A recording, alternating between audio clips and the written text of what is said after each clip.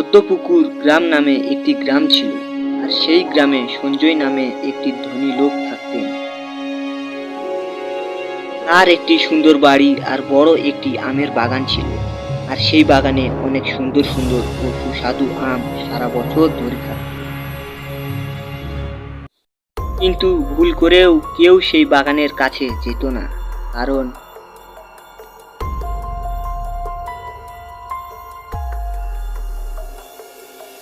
কি রে, তুই আমার বাগানে আম চুরি করতে এসেছিলিস না? এইবার ঠেলা সামলা। এই, তুই দাঁড়িয়ে কি দেখছিস? মার বেটাকে। আরে আরে আরে সঞ্জয় বাবু, আমাকে ছেড়ে দাও। আর আমি কখনোই তোমার আমার বাগানের কাছে আসবো না। আমাকে তুমি ছেড়ে দাও। রে বাবা রে, আর ঘর সব ভেঙে দিলে রে। প্লিজ সঞ্জয় বাবু, আমাকে ছেড়ে দাও। কি বলছিস এসব? তোকে ছেড়ে দেবো? তুই আমার বাগানের আম খেয়েছিস, তোকে এত সহজে ছাড়বো না। এই, তুই মারতে থাক বেটাকে। তোরা আমার বাগানের আম খাবি? এত সহজ না বাবা। এই, বেটাকে মারতে থাক, আর যেন কখনো আমার বাগানের আশেপাশে না আসে।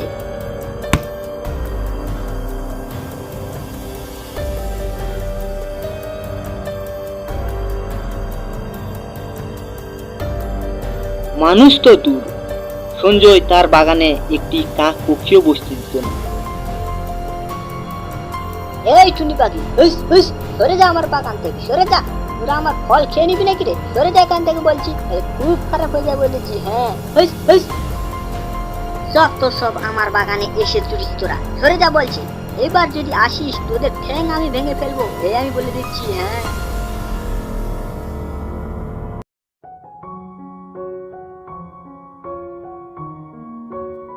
আর এইদিকে পদ্মপুকুর গ্রাম থেকে একটু দূরে শিশুবাগান নামে একটি জঙ্গল ছিল, আর সেই জঙ্গলে কান্তি নামে একটি পরী তার ছোট্ট মেয়ে কুসুমকে নিয়ে থাকত।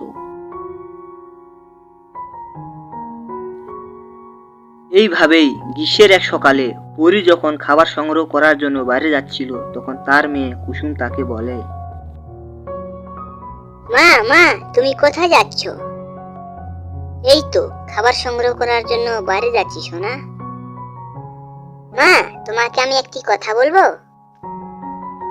হ্যাঁ আমার সোনা মেয়ে, কি হয়েছে? কি বলবে বলো। মা, তুমি তো জানোই এটা গ্রীষ্মকাল, আর গ্রীষ্মকালে ফলের রাজা কে বলো তো? আম। আর আমাকে আম খাওয়ার ইচ্ছে করছে। আসার সময় তুমি আম নিয়ে আসবে। হ্যাঁ। কি বললে তুমি? আম? তাহলে তো আমাকে গ্রামে যেতে হবে, কারণ আমাদের জঙ্গলে তো একটিও আমের গাছ নেই। কিন্তু গ্রামে তো অনেক দুষ্ট লোক থাকে।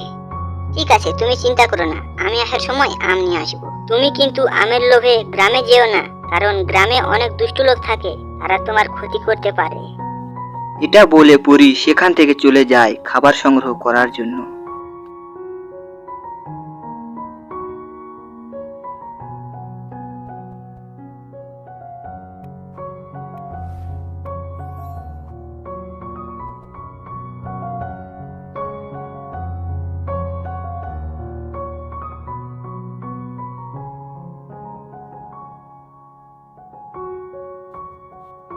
এরপর পরী খাবার সংগ্রহ করে গ্রামের দিকে যায় আম সংগ্রহ করার জন্য।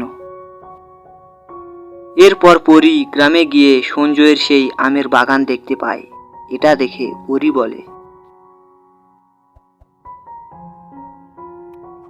ওরে বাবা রে বাবা রে বাবা, কত বড় আমের বাগান! এত বড় আমের বাগান আমি কখনোই দেখিনি। এখন বাগানের মালিক দেখে ফেলার আগেই যাই, এখান থেকে কয়টি আম নিয়ে যায়। এটা বলে পরী আম নেওয়ার জন্য যেই হাত বাড়ায়, ঠিক তখন সেখানে সঞ্জয় চলে আসে। এই দুষ্টু পরি, থেমে যা। তোর সাহস তো কম নয়, তুই আমার বাগানের আম নিচ্ছিস, এর শাস্তি তোকে পেতেই হবে। এই মূর্খ, তুই দাঁড়িয়ে কি দেখছিস? একে খাঁচায় বন্দি করে ফেল। সঞ্জয়ের কথা শুনে তার কর্মচারী পরীকে একটি খাঁচায় বন্দি করে দেয়। আরে বাহ, এটা খুব ভালো ব্যাপার। এতদিন পশু পাখি আমাকে জ্বালিয়েছে, এবার পরীও জ্বালিয়েছে দেখছি। যাই হোক, এটা খুব ভালো। পৃথিবীতে পরীর ডিমান্ড অনেক। এখন এই পরীর সাহায্যে আমি কোটি কোটি টাকা ইনকাম করব। হ্যাঁ,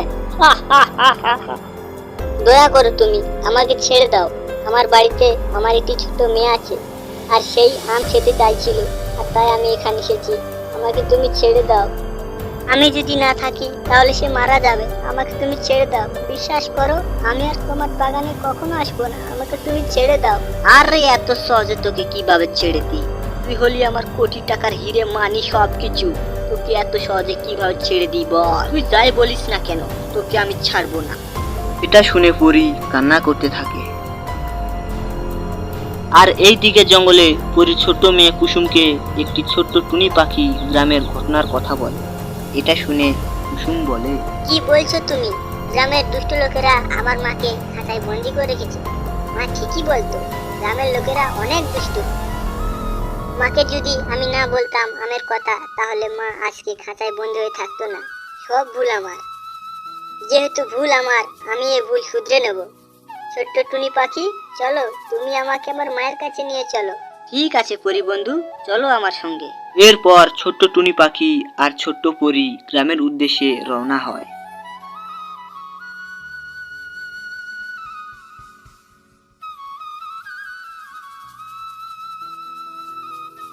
এই গ্রামের দুষ্ট লোক, তোকে ভালোই ভালোই বলছি, আমার মাকে ছেড়ে দে, নাহলে তোর সঙ্গে খুব খারাপ হয়ে যাবে বলে দিচ্ছি। আরে কুসুম সোনা, তুই এখানে কেন এসেছিস? চলে যা এখান থেকে, নাহলে দুষ্ট লোকেরা তোকেও খাঁচায় বন্দি করে দেবে। চলে যা এখান থেকে। আরে আরো একটি কোটি এসেছে দেখছি। তাহলে পরি, এটাই তোর মেয়ে তাই না? ভালোই তো হলো, মা মেয়ে একসঙ্গে থাকবি। হ্যাঁ, এই মূর্খ, তোকে কি আবার নতুন করে বলতে হবে না রে? একেও বন্দি কর। তুমি এখান থেকে চলে যাও কুসুম সোনা, নাহলে এরাও তোমাকে খাঁচায় বন্দি করে দেবে। তুমি এখান থেকে চলে যাও। তুমি চিন্তা করো না মা, এই দুষ্ট লোকেরা আমার কিছুই করতে পারবে না। তুমি হয়তো জানো না, আমি সাধারণ পরি না। তুমি শুধু দেখো এই দুষ্ট লোকেদের আমি কিভাবে শাস্তা করি। এই যে দুষ্ট লোকেরা, তোমার অনেক অহংকার না? দাঁড়াও, তোমার অহংকার আমি এখনই ভেঙে দিচ্ছি। এটা বলে পরীর ছোট্ট মেয়ে সঞ্জয়ের আমের বাগানকে একটি পাথরের বাগান করে দেয়। এরপর তার মাকে খাঁচা থেকে মুক্ত করে দেয়। এই যে মানুষ, তুমি তো দেখছি এখনো এখানে দাঁড়িয়ে আছো। তুমি এখান থেকে পালাবে, নাকি তোমার আমের বাগানের মতন তোমাকেও পাথর বানিয়ে দেব? আরে না না, বেঁচে থাকলে অনেক আমের বাগান হবে। আমি এখন এখান থেকে পালাই। এই পালা রে। এটা বলে সঞ্জয় আর তার লোক সেখান থেকে পালাতে লাগে।